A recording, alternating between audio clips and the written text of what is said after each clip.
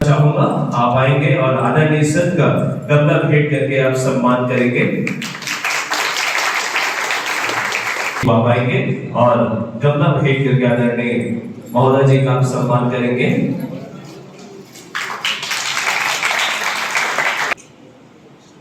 और इस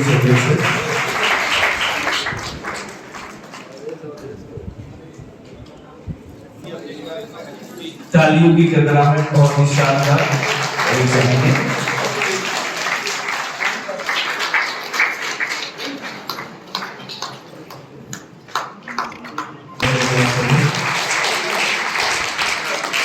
अभिनंदन है। आज का यह कार्यक्रम आज जिला स्तरीय आज पुरुष युवा संसद युवाओं में उनकी प्रतिभा, उनकी कौशल और एक गंभीर विषय चिंतन के विषय जैसे कि जलवायु परिवर्तन, महिला सशक्तिकरण और वर्तमान में जो भारत को G20 की अध्यक्षता मिली है उसके महत्व को बताने के लिए है। इसके साथ ही इस वर्ष अंतर्राष्ट्रीय मिलेट्स वर्ष 2023 का भी घोषणा की गई है। हम सभी 2023 को इंटरनेशनल ईयर ऑफ मिलेट्स के रूप में मना रहे हैं।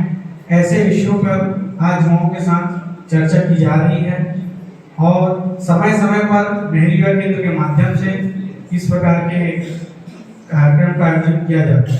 इसी के साथ ही आज मंच पर उपस्थित हमारे मुख्य अतिथि सांसद दुर्ग लोकसभा क्षेत्र श्री विजय बघेल जी का मैं नेहरू युवा केंद्र की तरफ से बहुत बहुत स्वागत करता हूँ, अभिनंदन करता हूँ।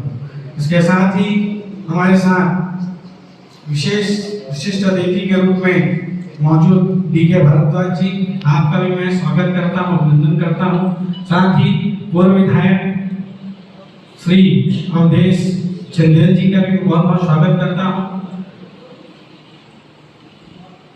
और समाधान कॉलेज के डायरेक्टर श्री रविनाथ तिवारी जी का, अवधेश पटेल जी का, यहाँ के प्रिंसिपल डॉक्टर पन्नालाल जी का मैं नेहरू युवा केंद्र की तरफ से बहुत बहुत स्वागत करता हूँ। इसके साथ ही सहयोग के लिए और हमारे साथ सह आयोजन के लिए समाधान कॉलेज के परिवार का मैं नेहरू युवा केंद्र की तरफ से बहुत बहुत स्वागत करता हूँ।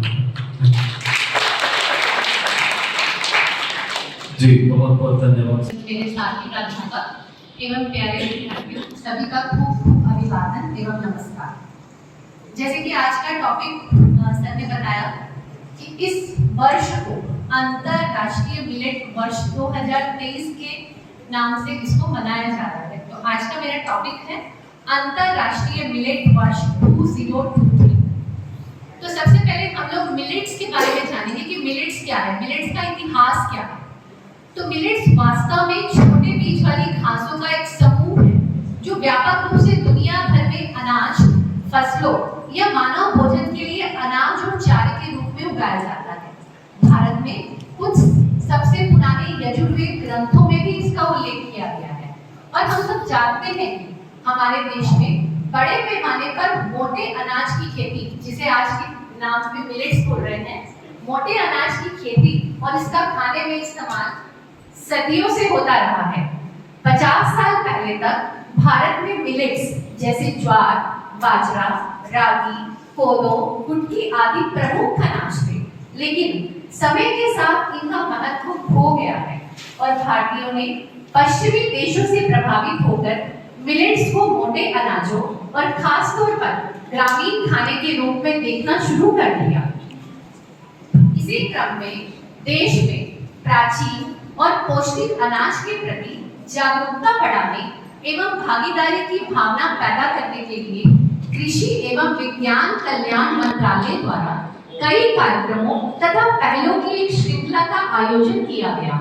इसके तहत कई कार्यक्रम शुरू किए गए जैसे India wealth, millets for health, millets startup innovation challenge, mighty millets quiz, logo और स्लोगन प्रतियोगिता आदि। इसी क्रम में वर्ष 2023 में अंतरराष्ट्रीय मिलेट्स वर्ष मनाने के भारत के प्रस्ताव को वर्ष 2018 में खाद्य और कृषि संगठन द्वारा अनुमोदित किया गया था और हमारे देश के माननीय प्रधानमंत्री श्री नरेंद्र मोदी जी की पहल से संयुक्त राष्ट्र महासभा ने 5 2021 को, इस वर्ष 2021 को अंतरराष्ट्रीय मिलेट वर्ष के रूप में घोषित किया है। इसे संयुक्त राष्ट्र के एक प्रस्ताव द्वारा अपनाया गया और इसका नेतृत्व भारत ने किया तथा 70 से अधिक देशों ने इसका समर्थन किया।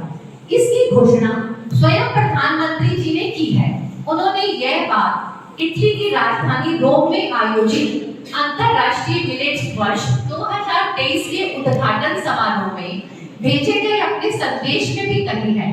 प्रधानमंत्री जी ने अपने संदेश में कहा कि भारत अंतरराष्ट्रीय मिलेट वर्ष 2023 के जश्न को आगे बढ़ाएगा और पौष्टिक अनाज की खेती एवं सेवन को बढ़ावा देने के लिए अभियान चलाएगा। उन्होंने अपने संदेश में ये भी कहा, मोटे अनाज को उपभोक्ता, उत्पादक एवं जलवायु के लिए अच्छा माना जाता है। ये पौष्टिक होने के साथ कम पानी वाले सिंचाई से भी उगाए जा सकते हैं। यह टिकाऊ कृषि में बाजरा की महत्वपूर्ण भूमिका और स्मार्ट और सुपर फूड के रूप में इसके लाभों के बारे में दुनिया भर में जागरूकता पैदा करेगा। अब इसके उत्पादन की बात करते हैं। जैसे विश्व में भारत बाजरा का सबसे बड़ा उत्पादक है। भारत 170 लाख टन से अधिक के उत्पादन के साथ बाजरा का वैश्विक केंद्र बनने की ओर अग्रसर है, जो एशिया में उत्पादित 80% से अधिक बाजरा का उत्पादन करता है। इन अनाजों का सबसे पहला प्रमाण सिंधु सभ्यता में पाया गया है और यह भोजन के लिए उगाए जाने वाले पौधों में से एक था। यह लगभग 131 देशों में उगाया जाता है। एशिया और अफ्रीका में लगभग 60 करोड़ लोगों के लिए यह एक पारंपरिक भोजन के रूप में है। इसकी सबसे बड़ी खासियत यह है कि इसकी जो खेती है वो समशीतोष्ण, उपोष्णकटिबंधीय, उष्णकटिबंधीय और शुष्क क्षेत्रों में सीमांत भूमि पर की जाती है और भारत में ये सभी क्षेत्र प्रचुर मात्रा में उपलब्ध है। इसके अलावा इसे स्मार्ट क्रॉप के रूप में भी जाना जाता है, क्योंकि इसकी बहुत सारी खूबियां हैं। जैसे इसकी खेती में जलवायु परिवर्तन का अधिक प्रभाव नहीं पड़ता। ये खराब मिट्टी में भी आसानी से हो सकता है और इसे कीटनाशी की भी अधिक आवश्यकता नहीं है और पानी की खपत भी इसके लिए बहुत कम है। अगर हम तुलना करें तो धान की खेती से 1/3 पानी की आवश्यकता इसमें होती है। अब जानते हैं इसके महत्व के बारे में। यह पौष्टिक रूप से संपन्न है, अर्थात उच्च प्रोटीन, फाइबर, विटामिन, लौह तत्व जैसे खनिजों के कारण बाजरा कम लचीला और पौष्टिक रूप से गेहूं एवं चावल से बेहतर होता है। इसके अलावा बाजरा कैल्शियम और मैग्नीशियम से भी भरपूर होता है। उदाहरण के लिए रागी में सबसे अधिक कैल्शियम पाया जाता है। इससे अधिक बाजरा पोषण सुरक्षा भी प्रदान करता है, विशेष रूप से बच्चों एवं महिलाओं में पोषण की कमी के लिए एक ढाल के रूप में काम कर सकता है। बाजरा मोटापा, मधुमेह जैसी स्वास्थ्य चुनौतियों से निपटने में मदद कर सकता है, क्योंकि ये ग्लूटेन फ्री है, इसलिए मधुमेह के बचाव में भी मदद मिलती है। अब मिलेट्स को हमको ग्लोबल हब ही नहीं, लोकल हब भी बनाना पड़ेगा। ये बात हमारे देश की माननीय वित्त मंत्री निर्मला सीतारमण जी ने 2023-24 के केंद्रीय बजट में मोटे अनाज के उत्पादन को बढ़ावा देने के संदर्भ में श्री अन्न योजना लॉन्च करने का भी ऐलान किया है। इसके तहत बाजरा, ज्वार, रागी जैसे मिलेट्स का उत्पादन करने वाले किसानों को भी प्रोत्साहित किया जाएगा। इस दिशा में केंद्र सरकार ने शुरुआती कई कदम उठाए हैं।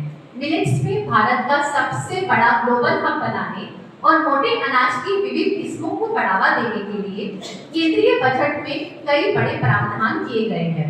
इससे पहले सरकार 2018 में इसे पोषणकारी अनाज घोषित कर चुकी है और पोषण मिशन अभियान में भी इसे शामिल किया गया है।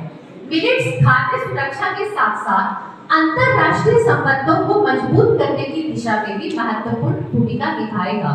एशिया और अफ्रीका जैसे बड़े भूभाग इसके बड़े उपयोगकर्ता हो सकते हैं। इसके अलावा युवा उद्यमियों के ग्रामीण क्षेत्र में एग्री स्टार्टअप शुरू करने के साथ मोटे अनाज का ग्लोबल हब बनाने के उद्देश्य से हैदराबाद में भारतीय मिलेट्स रिसर्च इंस्टीट्यूट को उत्कृष्टता केंद्र के रूप में विकसित करने का प्रावधान किया गया है, ताकि यह संस्थान अंतरराष्ट्रीय स्तर पर सर्वश्रेष्ठ कार्य प्रणाली, अनुसंधान और तकनीकों को साझा ये कौन है? सुश्री संगीता ग्रोवर मैडम। संक्षेप में लास्ट में मैं अपने भाषण को करते हुए बताना चाहूंगी, अंतरराष्ट्रीय मिलेट्स वर्ष 2023 का मुख्य उद्देश्य मिलेट्स की खपत को बढ़ाकर पोषण सुरक्षा सुनिश्चित करना है। इसका उद्देश्य लोगों को मिलेट्स के बारे में ज्यादा से ज्यादा जागरूक करना है, ताकि हर देश इलाके के लोग इसे अपनी डाइट में शामिल कर सके और मिलेट्स के लिए किसानों को अच्छा बाजार और कीमत मिल सके। इसके लिए सरकार भी लगातार प्रयास कर रही है। मिलेट्स की खपत, बाजार और जागरूकता फैलाने के लिए 66 से ज्यादा स्टार्टअप्स को 6.25 करोड़ रुपए से ज्यादा की राशि दी गई है, जबकि 25 स्टार्टअप्स को और बढ़ने की मंजूरी दी गई है। अब अभी तक हमने मिलेट्स का इतिहास, इसके फायदे, इसका महत्व और इसका अर्थव्यवस्था में क्या योगदान है, इसको जाना। अब एक अंतिम और बहुत महत्वपूर्ण पक्ष जिसका मैं स्वयं और आप सबकी तरफ ध्यान दिलाना चाहती हूँ, फसल के उत्पादन के लिए जो सबसे महत्वपूर्ण पक्ष है जिसकी तरफ मैं आपका ध्यान दिलाना चाहती हूँ, वह है हमारी धरती माँ। फसल के उत्पादन के लिए जिस तरह जमीनी पानी का इस्तेमाल हम बीते 20-30 सालों में देख रहे हैं, वो एक चिंताजनक विषय है। मिलेट्स क्रॉप को कम पानी की जरूरत होती है। मोटे अनाज जैसे बाजरा या रागी फसल के एक पौधों को पूरे जीवन काल में सिर्फ 350 मिलीलीटर और ज्वार के एक पौधे को 400 मिलीलीटर पानी की आवश्यकता होती है, जबकि दूसरी तरफ गन्ने, गेहूं, चने की फसल में बहुत ज्यादा पानी की जरूरत होती है। गन्ने के एक पौधे के जीवन काल में 2100 मिलीलीटर पानी लगता है, यानी लगभग 4 गुना से अधिक। तो गेहूं, चना, धान, प्याज, लहसुन की फसल के पानी से के लिए हमारे यहाँ किसानों ने धरती की छाती छलनी कर दी है। इससे जमीन में जल स्तर लगातार नीचे चला गया है। इसका लाइव उदाहरण हम अपने आसपास देखते ही रहते हैं कि पहले 80 से 100 फीट में पानी मिल जाता था, लेकिन आज 300 से 400 फीट में भी पानी उपलब्ध नहीं है। इस तरह से हमने पुरखों की मेहनत से करोड़ों सालों से संग्रहित धरती के भीतर सहेजे संजोए पानी के खजाने को तहस नहस कर डाला है। तो पानी की कमी से लाखों किसान ट्यूबवेल लगाकर कर्ज में डूबे जा रहे हैं। तो पानी और पैसा दोनों बेतहाशा खर्च करने के बाद भी खेती की लागत को निकालना मुश्किल हो रहा है। तो ऐसे में मोटे अनाज यानी मिलेट्स की परंपरागत खेती का अगर चरण लौटता है, तो यह किसान और जमीनी पानी दोनों के लिहाज से सोने पर सुहागा साबित हो सकता है।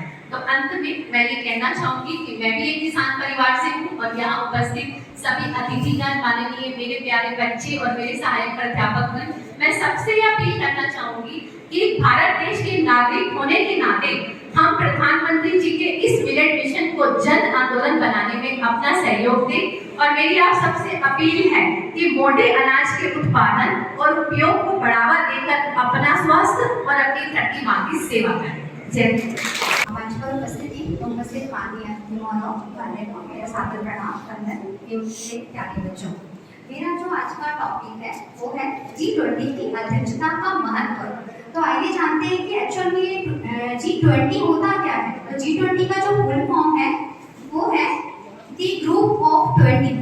तो ये ग्रुप ऑफ 20 बनाने की हमको जरूरत क्यों पड़ी? तो आपको मालूम है कि पहले वर्ल्ड वार हुआ था 1914 एंड वर्ल्ड वार फर्स्ट हुआ था एंड वर्ल्ड वार जो सेकंड हुआ था 1938 में, जिसकी वजह से हमको काफी ज्यादा फाइनेंशियल क्राइसिस देखने को मिले, जिसका इफेक्ट पूर्वी एशिया देश और दक्षिण पूर्वी एशिया में ज्यादातर देखने को मिला। तो उन्होंने एक कमेटी बनाई जिनका मेन ऑब्जेक्ट था कि जो मध्यम आय वाले परिवार के लोग हैं उसको उसमें वैश्विक स्थिरता को सुरक्षित करना, ताकि हम लोग साथ में मिलकर काम कर सकें। तो एक्चुअल में G20 आने से पहले आया था G4 आया हुआ था 2005 में, देन उसके बाद आया था G6 जो कि 1975 में, जो कि ओनली डेवलप्ड कंट्री की जिसमें मेंबर थे, जिसमें USA, Britain, Germany, France, Italy and Japan इसमें मेन मेंबर कंट्री थी। देन उसके बाद फिर आया G7 जिसमें 6 में एक और मेंबर कंट्री को ऐड किया गया जिसमें कनाडा था। देन G8 आया 8 में रशिया को ऐड किया गया था। देन यस रशिया ने वार कर दिया क्रीमिया पे 1997 पे, इसलिए उसे फिर से G8 से बाहर कर दिया गया, वापस G7 एग्जिस्टेंस में आया। देन G7 के बाद G11 आया, जो 7 में जो कंट्रियां एग्जिस्ट करती है वो कंट्री ऑलरेडी उसके मेंबर थे। देन उसके बाद 4 कंट्री और ऐड किया गया, जिसमें इंडिया भी हमारा इसमें मेंबर कंट्री बना, जिसमें 4 कंट्री में India, south Korea, Russia, Australia ये कंट्रीज में शामिल थे। उसके बाद हम बात करते हैं G20 की। G20 जो कि एक इनफॉर्मल ग्रुप है, यह एक अनौपचारिक तरीके से बनाया गया एक ग्रुप है, जो कि 1999 में एस्टैब्लिश किया गया था। इसमें 19 कंट्रीज एंड 1 यूरोपियन का जो संघ है, एक एसोसिएशन को इंक्लूड किया गया। इसका मेन जो मोटिव है वो है कि भाई हम कैसे वसुधैव कुटुंबकम की भावना इसमें मेन हमको करना है, जिसमें 1 अर्थ 1 फैमिली 1 फ्यूचर है, जिसका मेन उद्देश्य बेहतर भविष्य के लिए एक समान उद्देश्य के लिए संपूर्ण विश्व को एक साथ लाने की दृष्टि से भारत कार्य कर रहा है, और इसका प्रतिनिधित्व करने का भी, जो मेजबान करने का भी मौका मिला है भारत को, जिसमें भारत इसका प्रतिनिधित्व कर रहा है 1 दिसंबर 2022 से 30 नवंबर 2023 तक का ये मेजबान करने का मौका मिला है, जो कि ये फर्स्ट टाइम हमारा जो कंट्री है वो होस्ट कर रहा है। माननीय प्रधानमंत्री नरेंद्र मोदी जी इसका प्रतिनिधित्व करेंगे। इसमें जो 20 का देख रहे हैं यहाँ पे सिंबल में यहाँ पे बना हुआ है, लोटस का बना हुआ है ना, तो कमल का प्रतीक इस समय ये बताता है कि हर समय हमको आशावान बना रहना है, ताकि हमको किसी भी प्रकार की हमको सिचुएशन मिले, प्रतिकूल सिचुएशन में भी हमको हमेशा पॉजिटिव मोटिवेट होके कमल की तरह हमेशा खिलते रहना, इसका मेन मोटिव बताया गया है। फर्स्ट टाइम जो G20 था वो यूनाइटेड स्टेट जो वाशिंगटन डीसी में 2008 में सम्मेलन हुआ था, और अभी जो होने वाला है इंडिया में सम्मेलन वो आपका 18 नंबर का 18वां सम्मेलन है, जो कि न्यू दिल्ली में होगा, जो कि कैपिटल ऑफ इंडिया है। यदि हम लोग इसमें अपना कंट्रीब्यूशन दें तो जो G20 है वो विश्व की जीडीपी का 85% और विश्व व्यापार का 75% और दुनिया की आबादी का 60% का प्रतिनिधित्व करेंगे। ठीक है, इसमें और भी बहुत सारी बातें हैं, बट टाइम का अभाव होने की वजह से मैं अपनी बातों को यहीं पे समाप्त करना चाहती हूँ। और मेरे इसमें जो संबंधित जो होते हैं वो है आर्थिक बाजार, भ्रष्टाचार को कम करना, कर और राजकोषीय नीति, व्यापार, कृषि, रोजगार और ऊर्जा और वैश्विक स्वास्थ्य की कामना करता है। Thank you.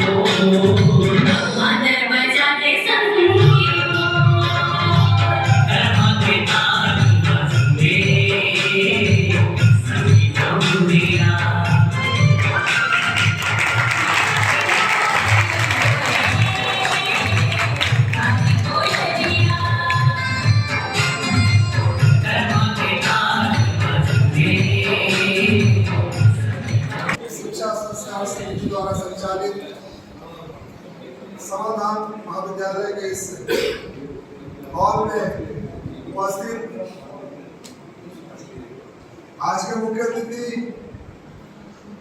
हमारे बड़े भाई आदरणीय विजय बघेल जी,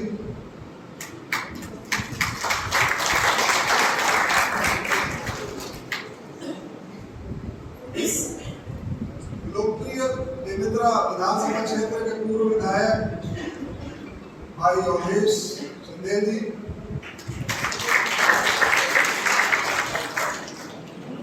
दिल्ली से पधारे हमारे एआईसीसी के मेंबर आदरणीय दिनेश कुमार जी,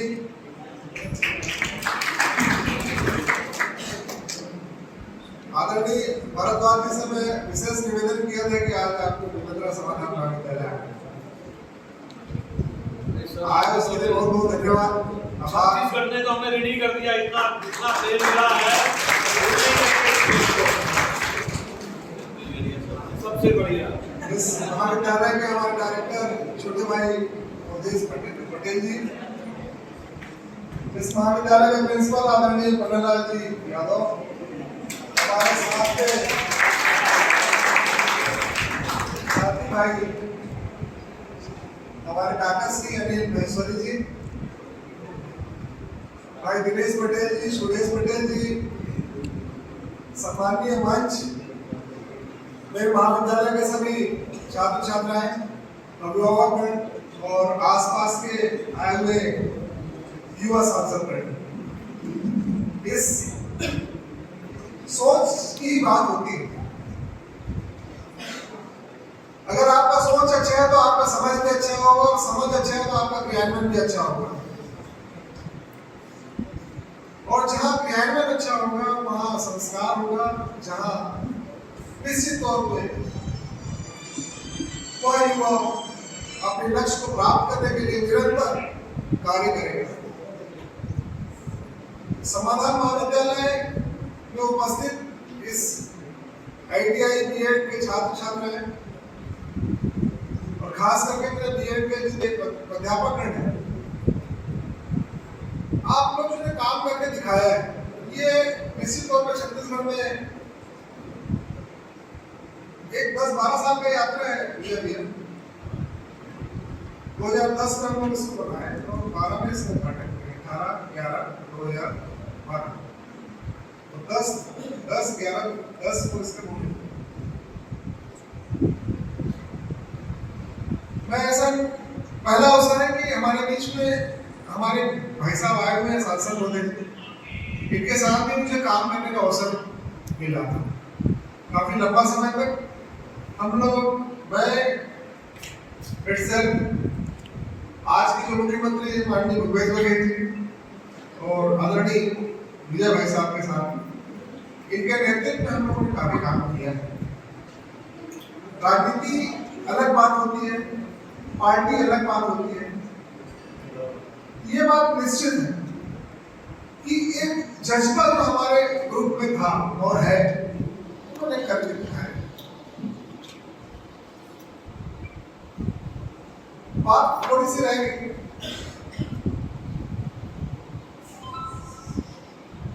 करो कुछ ऐसा कि पहचान बन जाए, करो कुछ ऐसा कि पहचान बन जाए, और रखो कदम कुछ ऐसा कि निशान बन जाए, निशान बन जाए।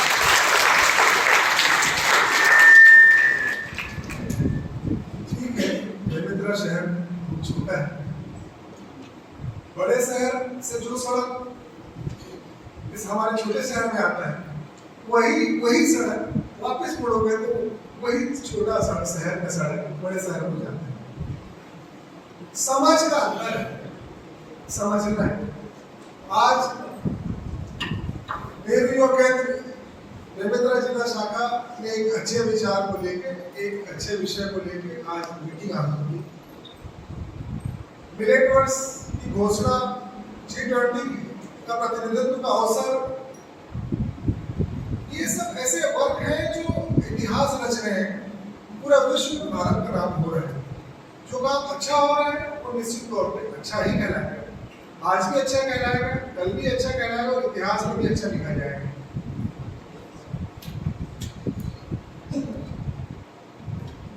बात आती है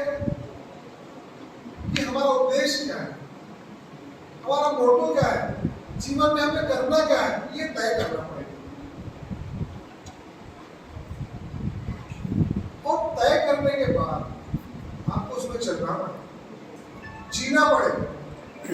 और अगर कोई चीज जीने में आ गया, आपका उद्देश्य सही है, तो निश्चित तौर पर आपको सफलता मिलेगी। सभी युवा साथियों से मेरा निवेदन है कि भारत देश, हम सभी यहाँ के रहवासी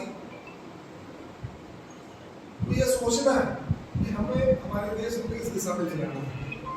ठीक है, आज हमारी बारी, कल आपकी बारी, और हमने तो कह दिया है, मैंने अपने पार्टी में भी कहा है और राइटिंग किया भी कि खाली करो रास्ते और युवा पीढ़ी के वास्ते।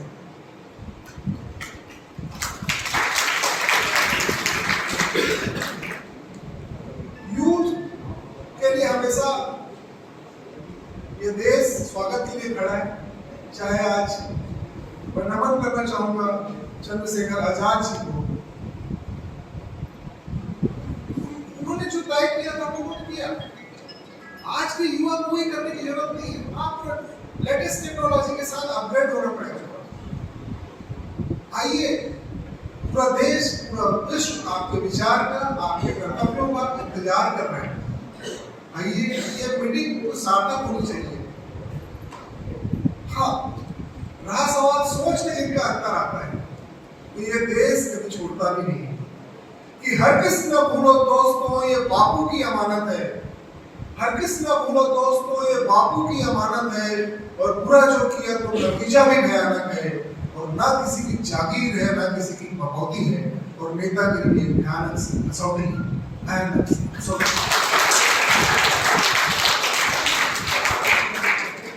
सम्मानित मित्रों, मेरे हमउम्र साथियों, मेरे से सीनियर यहाँ उपस्थित सज्जनों, आप सभी को मेरा यथायोग्य अभिवादन। इतना कह के मैं अपना स्थान ग्रहण करता हूँ।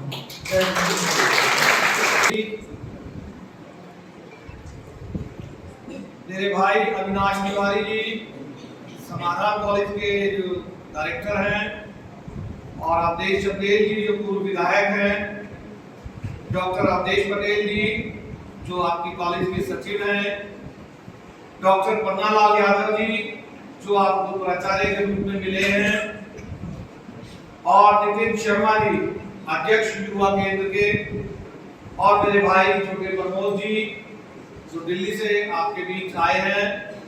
मैं पिछले 4-5 दिन से इस छत्तीसगढ़ भूमि का जो है ऋणी हो गया हूं कि मुझे इस धरती पर पदार्पण होने से और आज तक पूरा दिन स्वागत ही स्वागत है, और प्रेम मिल रहा है। और मैंने सिर्फ खबरों में सुना था छत्तीसगढ़िया सबसे बढ़िया, वो प्रेम आपने समा बांध दिया है, और मैं यहाँ से ऋणी होकर दिल्ली जाऊंगा और जन जन को बताऊंगा, अगर आपको कभी कोई प्रेम की आवश्यकता है तो छत्तीसगढ़ में जाइए। वो प्रेम आपको अगाध यमुना की तरह, गंगा की तरह स्वच्छ मिलेगा। और मैं ऋणी हूं आप लोगों का, आपने मुझे इस लायक समझा कि मेरे बच्चों को आशीर्वाद दे सकूं। और ये मैं मांग करता हूं, आज जिस कॉलेज में आप पढ़ते हैं, वो जो समाधान केंद्र, समाधान का मतलब होता है हर समस्याओं पर फुल स्टॉप। आपको एक शिक्षाविद मिले हैं, एक शिक्षाविद ही जानता है कि आपके जीवन में तरक्की के कितने रास्ते खोलने हैं। देखिए, शिक्षक जो है राष्ट्र का जननी होता है, और आप उस जननी की जो है पहली प्योर तैयार हो रहे हैं। आप अपने क्षेत्र में, अपने गांव में, अपने प्रांगण में जाकर शिक्षा का जो है प्रचार प्रसार करेंगे। और मैं तो यहां तक कहूंगा, अगर आपको निःशुल्क करना पड़े तो भी करिए, क्योंकि शिक्षा एक ऐसा धन है जिसे ना कोई छीन सकता है, ना कोई बंटवा सकता है। जितना आप ग्रहण करेंगे वो आपका खजाना बढ़ेगा। तो प्यारे बच्चों, आपने मुझे ऋणी कर दिया। मैं ज्यादा ना बोलते हुए आपके इस ऋण को पता नहीं किस रूप में चुका पाऊंगा। मैं एक बार फिर आपके दोबारा इस प्रांगण में जरूर आऊंगा, ये वादा करके जा रहा हूं। सभी बच्चों को हिमाचल के लिए भी आमंत्रित करते हैं, आइएगा और उस भूमि को भी पदार्पण करके जो है बहुत ही ज्यादा शुद्ध करिए। मैं जो है केवल एक ही चीज देखी है मैंने, जब एयरपोर्ट पे उतरा था वहां भी प्रेम, सड़क पे गया वहां भी प्रेम, पंडाल में गया वहां भी प्रेम। ये प्रेम से भरा हुआ छत्तीसगढ़ है और मैं पुनः दोहराऊंगा, Chhattisgarhiya. Thank you so much. बोले भारत माता की, सरस्वती मैया की, छत्तीसगढ़ महतारी की। आवाज होनी चाहिए। आज का ये पावन अवसर विद्यादायिनी मां सरस्वती के इस समाधान महाविद्यालय में आज एक ऐसा कार्यक्रम जिसके बारे में हमेशा मन में बातें हमारी युवा साथियों के मन में रहती है कि हम लोग सांसद बन के संसद में क्या करते हैं और क्या परिपाटी वहाँ किस तरह कार्रवाइयाँ होती है। और वैसे उसके बारे में ज़्यादा बताने की भी आवश्यकता नहीं है, क्योंकि शासन प्रशासन ने, केंद्र शासन ने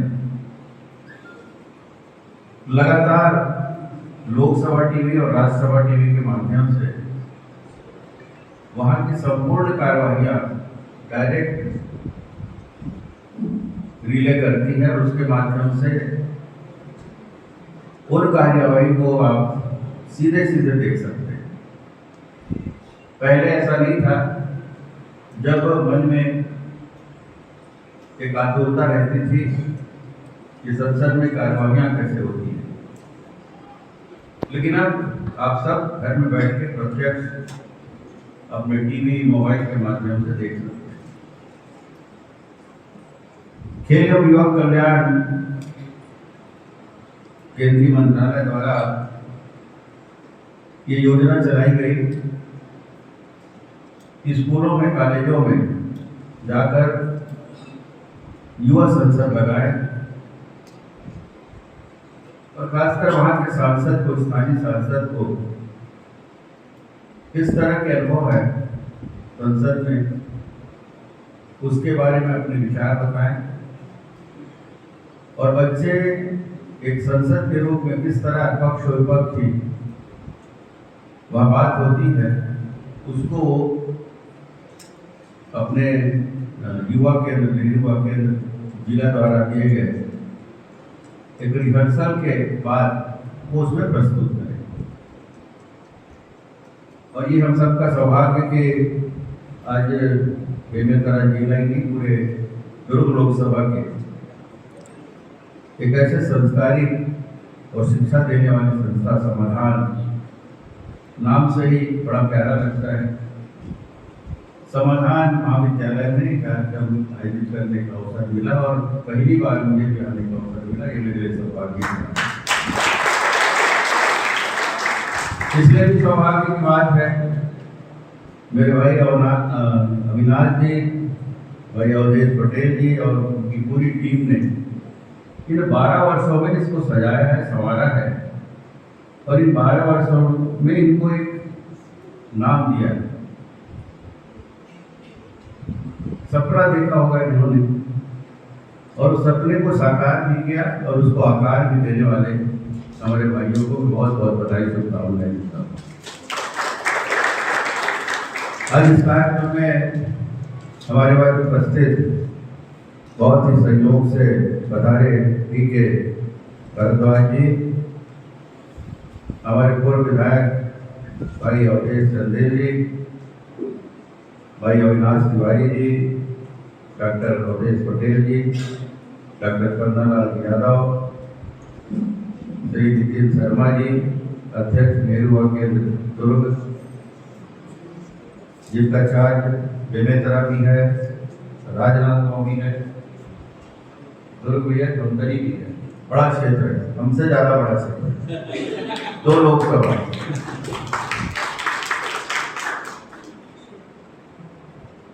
यहाँ उपस्थित भाई प्रमोद दुबे जी, भरद्वाज जी के साथ बता रहे हैं, जितेंद्र सोनी जी, भाई अनिल माहेश्वरी जी, राहुल टिकरिया जी, देवादास चतुर्वेदी जी, होरीलाल जी, सुरेश पटेल जी, श्रीमती ललिता साहू जी, दिनेश पटेल जी और यहाँ उपस्थित अन्य सभी साथियों, हमारे पत्रकार मित्रों और प्यारे बच्चों और इस महाविद्यालय के परिवार के सभी भाइयों बहनों, मैं आप सबका सांसद के एक सेवक के रूप में आप सबका स्वागत करता हूँ, अभिनंदन करता हूँ। इसकी रूपरेखा के बारे में जानकारी नितिन जी ने दी और 1-2 बातें बताकर, क्योंकि मैं थोड़ा विलम्ब से आया, इसलिए समझ चाहता हूँ। मुझे 3 बजे एक बैठक और करनी है जुलाई 3 में,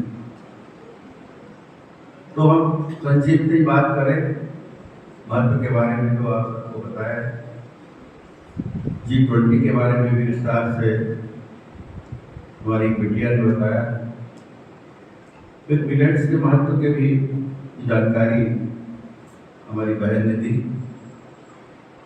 मैं उसे दोहराना नहीं चाहता,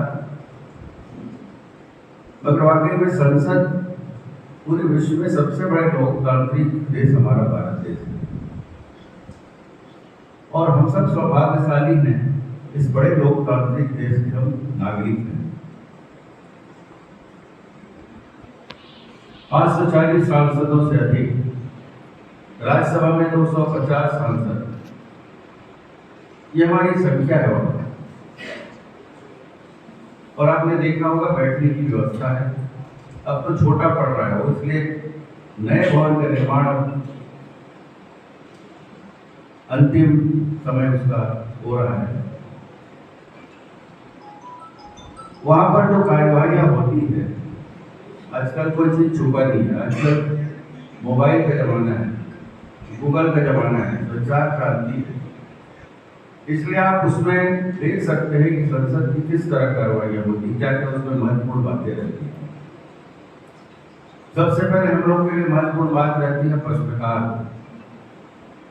और प्रश्नकाल में हजारों प्रश्न लगते हैं, एक सांसद 5-5, 6-6 प्रश्न लगाते हैं, मगर एक व्यवस्था है, 1 घंटे का प्रश्नकाल होता है 11 से 12, उसमें 20 लोग चिन्हित किए जाते हैं और वो लॉटरी से निकलता है, 1000-2000 नाम में 20 लोगों को मौका साक्षात वहाँ अपनी बातें, अपना प्रश्न रखने का अवसर मिलता है, जिसका सीधा जवाब विभाग के माननीय मंत्री देते हैं। लेकिन बहुत लोग विपक्ष के तरफ से हमारे ऊपर कुछ आरोप प्रत्यारोप, अन्य जानकारियां, फिर उसमें पूरक प्रश्न भी पूछे जाते हैं, अगर सांसद संतुष्ट नहीं हो तो, पूरी जानकारी नहीं है तो फिर कुछ हंगामे होते हैं। इस तरह ज़्यादा से ज़्यादा, आज तक का रिकॉर्ड तो खैर 12-13 पहुँच गया है, लेकिन मुश्किल से 7-8 या 10 तक प्रश्न ही 1 घंटे में पूछे जाते हैं।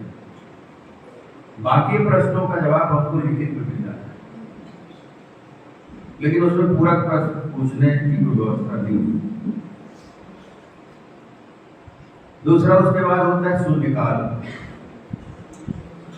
अपने क्षेत्र के बहुत सारे महत्वपूर्ण, अपने प्रदेश के बहुत सारे महत्वपूर्ण बातों को हम लोग उसमें 1 या 1.5 मिनट में रखना पड़ता है। अब यूट्यूब निकाले, मेरा नाम भी देखें, तो मैंने भी जो जो बातें वहाँ कही है वो उसमें अंकित है। अब कोई सांसद अपने क्षेत्र में जाके किसी को बेवकूफ नहीं बना सकता कि मैंने इतनी बड़े बातें। आप प्रत्यक्ष रूप से आप देख सकते हैं अपने मोबाइल में, और वो पूरे समय के लिए वो अंकित हो गए। इसलिए अब कोई परेब और झूठ नहीं चलने वाला है। शून्यकाल माननीय स्पीकर महोदय की इच्छा अनुसार है, उसमें भी 20 नाम चिन्हित होते हैं। बहुत सारे शून्यकाल के लिए आवेदन पहले से दे दिए जाते हैं। हम लोग को पहले दिन देना पड़ता है, शाम तक 5 बजे तक, और वो 5-6 बजे तक, और वो भी लॉटरी से निकलता है। मगर कृपा पूर्वक इस बार हम इतने अच्छे लोकसभा के अध्यक्ष मिले हैं कि वो घंटे 2 घंटे भी कभी कभी शून्यकाल को चला देते हैं समय में। तो लगभग 100 से ऊपर सांसदों को अपनी बात रखने का सौभाग्य मिल जाता है। फिर बहुत सारे विधेयक पास होते हैं। आप लोग बोलते हैं ना कानून के बारे में, विधेयक के बारे में, योजना के बारे में, उसका सिलसिला शुरू होता है। और रोज अनेक विधायक सांसदगण उस विधेयक के ऊपर चर्चा करते हैं, और चर्चा करके बहुमत के आधार पर उसको पास किया जाता है। ये है एक व्यवस्था। फिर 377 का एक और व्यवस्था उसमें है, जिसमें भी अपने क्षेत्र के महत्वपूर्ण बातों को 150 अक्षरों में लिख के माननीय लोकसभा अध्यक्ष को दिया जाता है। उसमें भी 30 लोग का नाम लॉटरी निकलता है, उनको ही बोलने का अवसर उसमें मिलता है। कभी कभी समय नहीं रहने से उसको हम लोग लोकसभा अध्यक्ष जी के पटल पर रख देते हैं। ये व्यवस्था है,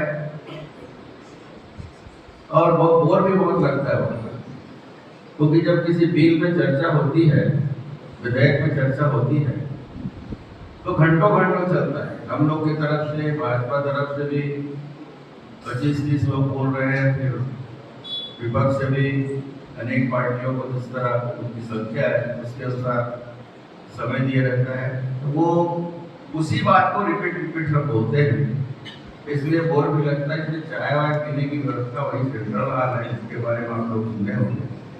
सेंट्रल हाल में चाय पानी की व्यवस्था है। पहले रेट कम था, मोदी जी ने बढ़ा दिया। तो ये एक व्यवस्था है जिसमें राज्यसभा और लोकसभा सबके सदस्य वहाँ बैठ के गप्पे सप्पे भी लड़ाते हैं, और चाय पीते हैं, कुछ नाश्ता वास्ता भी करते हैं। मुफ्त में नहीं मिलता, पैसा देखा है। ये व्यवस्था है। और आजकल ये जो मिलेट्स के बारे में चर्चा हुई ना, तो माननीय कृषि मंत्री जी ने भोज भी आयोजित किया था सबके लिए। पूरे लोकसभा के जितने कर्मचारी अधिकारी हैं वो, और हम लोग जितने लगभग 800 जो 540 और 250 राज्यसभा के सभी सांसदों के। और मैं बता दूं कि वाकई में रागी, कुटकी, बाजरा, ज्वार, इसके इतने व्यंजन अच्छे बने थे कि दूसरा व्यंजन अस्वाद करने लगे। नए प्रकार के सब डोसा, इडली, हलवा सब उसी से बनाए गए थे। तो ये एक अद्भुत योजना, और उसको हमारे प्रदेश के मुख्यमंत्री जी ने भी इस योजना को बहुत महत्व दिए हैं। तो ये किसानों को कैसे और संबल बनाए, किसानों के आय को कैसे दुगुना करें, और विश्व स्तर पर यहाँ के जो अनाज है उसको कैसे हम निर्यात करें, ये बहुत महत्वपूर्ण बात है। किसानों को अच्छी राशि मिलेगी, मेहनत की राशि मिलेगी, ये व्यवस्था है। ये व्यवस्था में है कि 193 एक व्यवस्था है उसमें, जिसमें महत्वपूर्ण जो विषय है उसको हम लोग अशासकीय सदस्य संकल्प के रूप में सांसद कर देते हैं और उस पर फिर विस्तार चर्चा होती है। वो चर्चा बहुत लंबी चलती है और 3-4 दिन 5 दिन भी चलते रहता है। ये महत्वपूर्ण जो बातें हैं वो मैं बताना चाहता हूँ आप सबको। विपक्षियों के लिए स्थगन की भी व्यवस्था होती है। स्थगन के लिए पहले से आवेदन किसी विषय को लेकर इसमें उनको विस्तार से चर्चा करनी है। बहुत सारे आरोप लगते हैं सरकार के ऊपर, उस पर कोई बात रखनी है तो वो लोग स्थगन करके, पूरे लोकसभा का स्थगन करके इस विषय पर ही चर्चा होनी चाहिए। इसके लिए वो लोग स्थगन प्रस्ताव लाते हैं। पहले दिन आवेदन हमारी स्पीकर महोदय को देते हैं। स्पीकर महोदय चाहे तो उस पर चर्चा कराए, नहीं चाहे तो उसको खारिज कर देते हैं। तो ऐसी व्यवस्था लोकसभा में है। और जैसे बहुत सारे हमारे लोकसभा को देखने बहुत से साथी वहाँ आते हैं। दर्शक देखा होता है। 2 घंटे के समय के लिए वहाँ उनके बैठने की व्यवस्था रहेगी। मैं आप सबको आमंत्रित करता हूँ कि आप लोग भी आइए और संसद की कार्यवाही और संसद की जो बैठने की व्यवस्था उसको साक्षात आप देखिए। मैं अविनाश भाई से कहूँगा कि अवधेश पटेल भाई के बच्चों को आए ताकि उनको वो लोकसभा का इतना बड़ा मंदिर लोकतंत्र उसका साक्षात दर्शन करा सके। और ज़्यादा कुछ ना कहते हुए वाकई में मैं वो कोटेशन देख रहा था। इस विद्यालय की जो कार्य प्रणाली वो दर्शाती है, कैसे शिक्षा के साथ साथ संस्कार। और ये बड़ी बात नहीं है कि बड़े शहरों के बच्चे ही गुणवान होते हैं। छोटे गांव के बच्चे भी जो ऊंचाइयां तय कर रहे हैं। मैं सरकारी स्कूलों में जाता हूँ, वहाँ बेटियों की संख्या ज्यादा है। अभियान चलाया प्रधानमंत्री जी ने, बेटी बचाओ बेटी पढ़ाओ। अब तो मुझे ऐसा लगता है कुछ दिन में बेटा पढ़ाओ बेटा बचाओ असंतुलन हो रहा है। तो ये होना है। और लड़कों को लड़की मिलना भी संभव नहीं, घूमते रहे। तो ये हाल है। नहीं, लड़कियों को लड़का मिलना मुश्किल, संख्या ज्यादा हो जाए, लड़के कम हो जाए। तो बैलेंस बनाइए और पढ़ने में ध्यान दीजिए, शिक्षित रहिए, ताकि आपका आने वाला जीवन सफलतापूर्वक बीते और आप हर लक्ष्य को प्राप्त करें। ये मेरी शुभकामनाएं हैं। आने वाला कल आपका है। हो सकता है इसी में से कल कोई सांसद के रूप में उस दिल्ली के लोकसभा में पहुंचे, विधायक के रूप में कोई हमारे रायपुर के विधानसभा में पहुंचे। इसलिए बहुत आवश्यक है कि आप सबको सभी जानकारियां होनी चाहिए। आपके मोबाइल में अच्छी बातें भी है, बुरी बातें भी। तब अच्छी बातों की ओर ही ध्यान दें। ये मैं आप सबसे निवेदन करता हूँ। आप तो सब मेरे से छोटे हैं, फिर भी आपसे मैं हाथ जोड़ के निवेदन करता हूँ, क्योंकि माँ बाप के सपने बहुत बड़े हैं। और उन सपनों को जिस तरह मैंने पहले कहा, इस विद्यालय के लिए जो कर दिखाए हैं मनोज भाई, अवधेश भाई, उनकी पूरी टीम, तो ये उन सपनों को आप साकार भी दे और आकार भी दे, ताकि आपके नाम से आपके माता पिता, आपके गुरुजन की का सिर ऊंचा हो सके। इसी भाव के साथ आप लगन से पढ़िए। कल क्या होगा, कौन किस स्तर पर पहुंच जाएगा, कोई भरोसा नहीं है। इसलिए आज मैं आपकी सेवक होने के नाते बहुत निवेदन पूर्वक इस विद्यालय का नाम आप सब बनाए रखिए।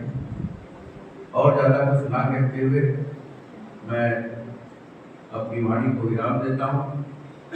और जब भी आप लोग भिलाई तरफ जाए, सेक्टर 5 में मेरा घर है, कोई बोर्ड लगा है तो चाय पीने मेरे घर जरूर आएगा, ठीक है।